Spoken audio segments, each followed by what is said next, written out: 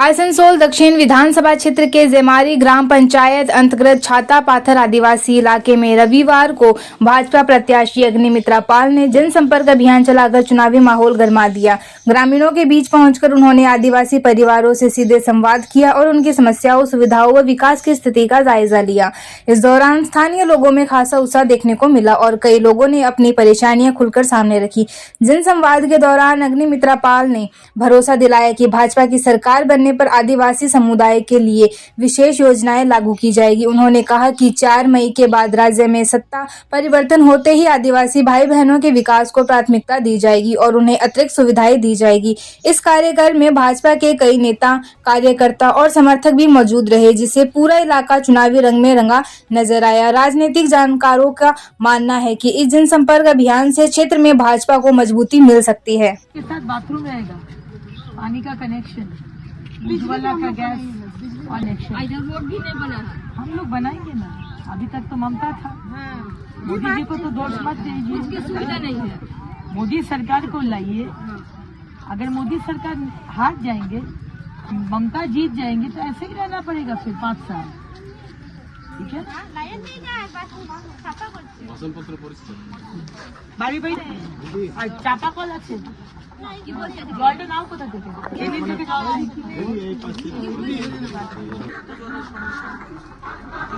জলের connection, gas, bathroom, Bangla বুঝেছো? আর 3,000 টাকা করে প্রত্যেক মহিলাকে লক্ষ্মীর ভাণ্ডার দিয়ে দেবো। কথাটা যদি আবার চলে আসে, আবার কিচ্ছু পাবে না। এইভাবেই হবে। এবার একবার মোদিজিকে দিয়ে রাখো, ঠিক আছে?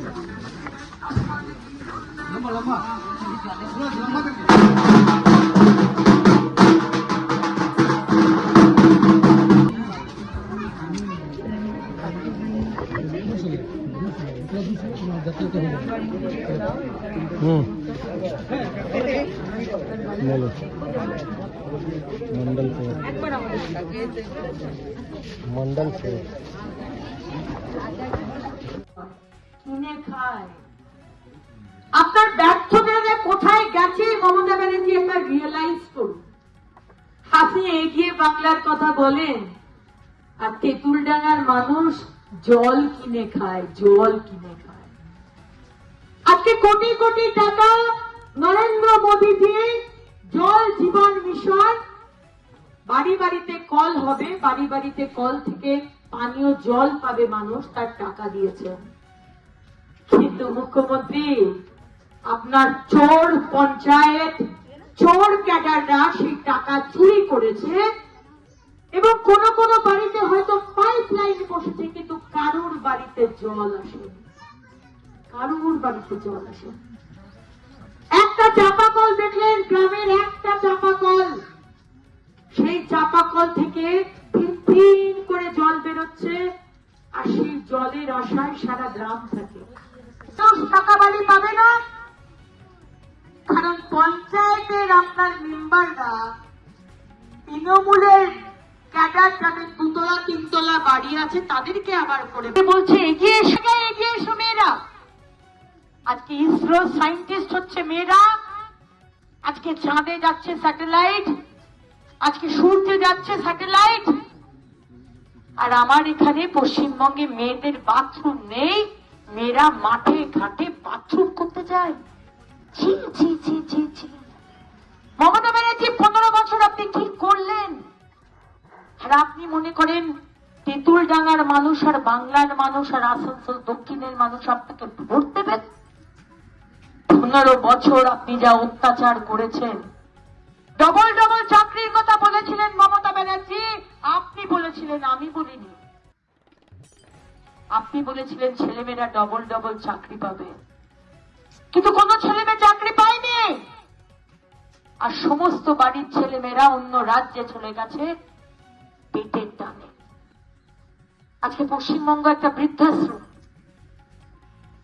আজকে মোদী সরকার এলে আপনার আশীর্বাদে 23 এপ্রিল সকাল সকালে গিয়ে পদ্মবাহার, উপল বাহার, পদ্ম ফুলে ভোট দিন, মোদীজিকে জেতান।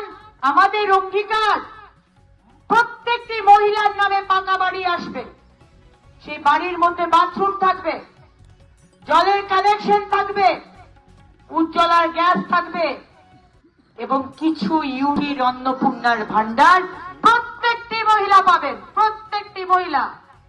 এই মমতা ব্যানার্জির মতো 1 মাস দেন 3 মাস দেন না, বৌমাকে দেন শাশুড়িকে দেন না, এমনটি হবে না। প্রত্যেক মহিলার অ্যাকাউন্টে 3000 টাকা লক্ষ্মীর অন্নপূর্ণার ভান্ডার ঢুকে যাবে। তাই আসুন 23 এপ্রিল সকাল সকাল গিয়ে পশ্চিমবঙ্গের যে ভবিষ্যৎ সেটা আমরা পরিবর্তন করি। এইভাবে বাঁচা যায় না, কতদিন কষ্ট করে বাঁচবেন?